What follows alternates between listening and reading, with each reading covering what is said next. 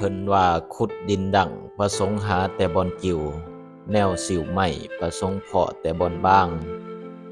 เว้าดีคนก็มักเว้าบ่คักคนก็สั่งเว้าดังคนก็ห้าย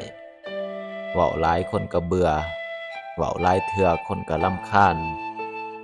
ทุกครั้งที่เฮาได้ให้อันใดก็ตามบ่ว่าจะน้อยหรือหลาย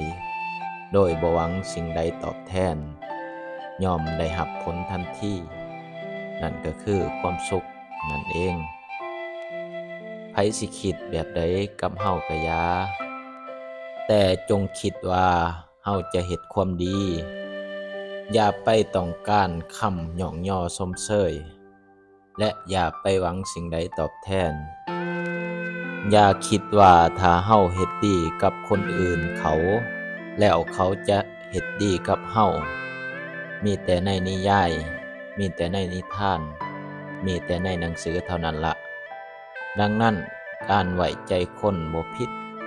แต่ถ้าเจ้าไว้ใจคนผิดเจ้าจะซวยถ้าเฮาคิดว่าเฮาเฮ็ดดีกับเขา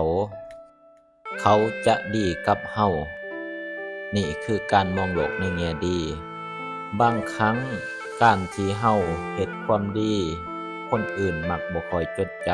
ำแต่เวลาที่เฮาผิดพลาดคนอื่นมักเอาข้อผิดพลาดเฮาไปย่ำยีจนเฮ็ดให้เฮาเกิดความรู้สึกเสียหายดังนั้นเวลาไผเว้ากับเฮาบ่ดีเฮาก็บ่ต้องไปเสียใจเพราะในสายตาของคนอื่นมักแนมเฮาเป็นคนบ่ดีต่อให้เฮ็ดดีเพียงใดมันก็บ่มีค่าสำหรับเขาความสุขอยู่ที่ตัวเฮาคิดชีวิตอยู่ที่ตัวเฮาปั้นความฝันอยู่ที่ตัวเฮาสร้างทุกสิ่งทุกอย่างอยู่ที่ตัวเฮาเองถึกทีถึกเวลาถึกคนแต่บ่ถึกใจก็ให้ค่า